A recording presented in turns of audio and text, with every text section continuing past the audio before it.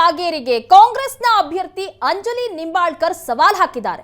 ಉತ್ತರ ಕನ್ನಡದಲ್ಲಿ ನಾನು ಗೆದ್ದೇ ಗೆಲ್ತೀನಿ, ನಾನು ಖಾನಾಪುರದಲ್ಲಿ ಆಸ್ಪತ್ರೆ ಕಟ್ಟಿ ತೋರಿಸಿದ್ದೇನೆ, ಹಿಂದುತ್ವ, ಪಾಕಿಸ್ತಾನ, ಪುಲ್ವಾಮಾ ದಾಳಿ ಮೇಲೆ ಮತ ಕೇಳ್ತಾ ಇಲ್ಲ ಅಂತ ಮಾತಾಡಿದ್ದಾರೆ ಏಷ್ಯಾನೆಟ್ ಸುವರ್ಣ ನ್ಯೂಸ್ ಜೊತೆ. ಲೋಕಸಭಾ ಕ್ಷೇತ್ರಕ್ಕೆ ಈ ಬಾರಿ ಕಾಂಗ್ರೆಸ್ನಿಂದ ಅಂಜಲಿ ನಿಂಬಾಳ್ಕರ್ ಅವರಿಗೆ ಒಂದು ಅವಕಾಶ ನೀಡಲಾಗಿರುವಂಥದ್ದು. ಸೊ ಕಾಂಗ್ರೆಸ್ಸಿಂದ ಅಂಜಲಿ ನಿಂಬಾಳ್ಕರ್ ಅವರು ಈ ಬಾರಿಗೆ ಸ್ಪರ್ಧೆಗೆ ಇಳಿದಿದ್ದಾರೆ. ಸೊ ಅವ್ರ ಜೊತೆ ನೇರವಾಗಿ ಮಾತಾಡುವ.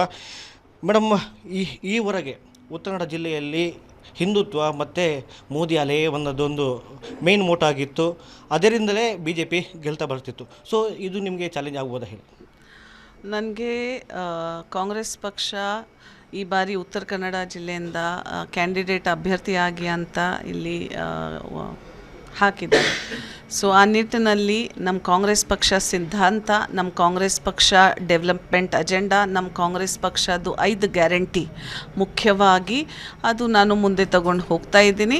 ನನಗೆ ವಿಶ್ವಾಸ ಇದೆ ಈ 5 ಗ್ಯಾರಂಟೀಸ್ ಮೇಲೆ ಮತ್ತು ನಮ್ಮ ಸಂಸ್ಕೃತಿ, ನಮ್ಮ ಧರ್ಮ ಏನಿದೆ ಅದರ ಮೇಲೆ ಖಂಡಿತವಾಗಿ ನಮಗೆ ಈ ಬಾರಿ ಜನ ಆಶೀರ್ವಾದ ಕೊಡ್ತಾರೆ ಅಂತ ಒಂದು ವಿಶ್ವಾಸ ಇದೆ. ಮೇಡಮ್, ನೀವು ಒಬ್ಬರು ವೈದ್ಯರಾಗಿರುವಂಥದ್ದು.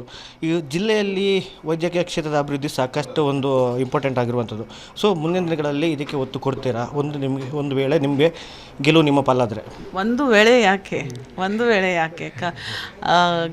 ಗೆಲ್ತೀವಿ. ಕಾಂಗ್ರೆಸ್ ಪಕ್ಷ ವತಿಯಿಂದ ಕಾಂಗ್ರೆಸ್ ಇಲ್ಲಿಂದ ಜನನೇ ಆರಿಸ್ತಾರೆ. ನಾನು ವೈದ್ಯಕೀಯ ಕ್ಷೇತ್ರ ಅಲ್ಲಿ ಗೈನಕಾಲಜಿಸ್ಟ್ ಇರ್ತಕ್ಕಂಥ ನಾನು ಖಾನಾಪುರಲ್ಲಿ ಹೆಂಗೆ MCH ಹಾಸ್ಪಿಟಲ್ ಒಂದು ಕಟ್ ತೋರಿಸಿದ್ದೀನಿ, ಇಲ್ಲಿ ಕೂಡ ಸೂಪರ್ ಸ್ಪೆಷಾಲಿಟಿ ಹಾಸ್ಪಿಟಲ್ ಸಾಕಷ್ಟು ಜನರ ಡಿಮಾಂಡ್ ಇದೆ. ಸೊ ಅದು ಕಟ್ಟಲಿಕ್ಕೆ ಕೂಡ 100ಕ್ಕೆ 100 ಪ್ರಯತ್ನ ಮಾಡ್ತೀನಿ. ಈಗ ಸೊ ಆದರೆ ಹೊಸ ಕ್ಯಾಂಡಿಡೇಟ್ ಹಾಕಿದರೆ ನಿಮಗೆ ಹೇಗೆ ಮೇಡಮ್? ಅಂದರೆ ಅವ್ರನ್ನ ಫೇಸ್ ಮಾಡ್ಬೋದಾ? ನೋಡಿ, ಇದು ಇಲೆಕ್ಷನ್ ಇದೆ. ಯಾವ ಗೆಲ್ಲೋದು ಸೋಲೋದು ಅದು ಜನರ ಅಭಿಪ್ರಾಯ ಮೇಲೆ, ಜನರು ಯಾರಿಗೆ ಆಶೀರ್ವಾದ ಕೊಡ್ತಾರೆ ಅದರ ಮೇಲೆ. ಈಗ ಎಕ್ಸಾಮ್ ಡಿಕ್ಲೇರ್ ಆಗಿದೆ. ಆ ಎಕ್ಸಾಮ್ಗೆ ಯಾವ ರೀತಿ ನಾವು ಎಲ್ಲರೂ ಅಭ್ಯಾಸ ಮಾಡಬೇಕೋ, ಕಾಂಗ್ರೆಸ್ ಪಕ್ಷ ವತಿಯಿಂದ ತಯಾರಿ ಮಾಡಬೇಕೋ ಅದು ತಯಾರಿ ಮಾಡ್ತಾಯಿದ್ದೀನಿ. ಮುಂದೆಯಿಂದ ಯಾರೂ ಬರಲಿ, ನಾವು ಎಕ್ಸಾಮ್ ಫೇಸ್ ಮಾಡಲೇಬೇಕು. ಮೇಡಮ್, ಈ ಬಾರಿ ನಿಮ್ಮ ಮೋಟೋ ಏನು?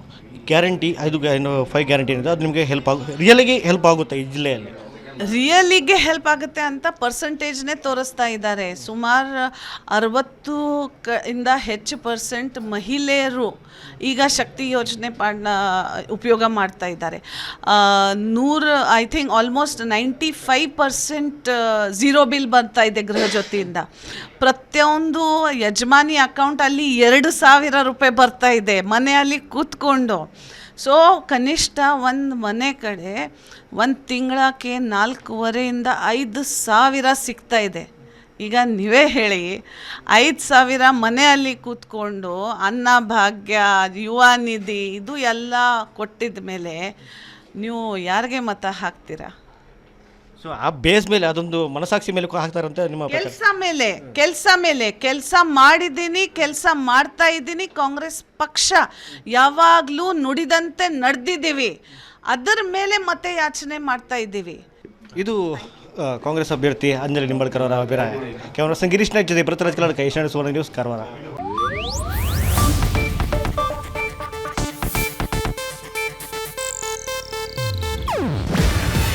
ಇದು ಏಷ್ಯಾನೆಟ್ ನ್ಯೂಸ್ ನೆಟ್ವರ್ಕ್ ಪ್ರಸ್ತುತಿ.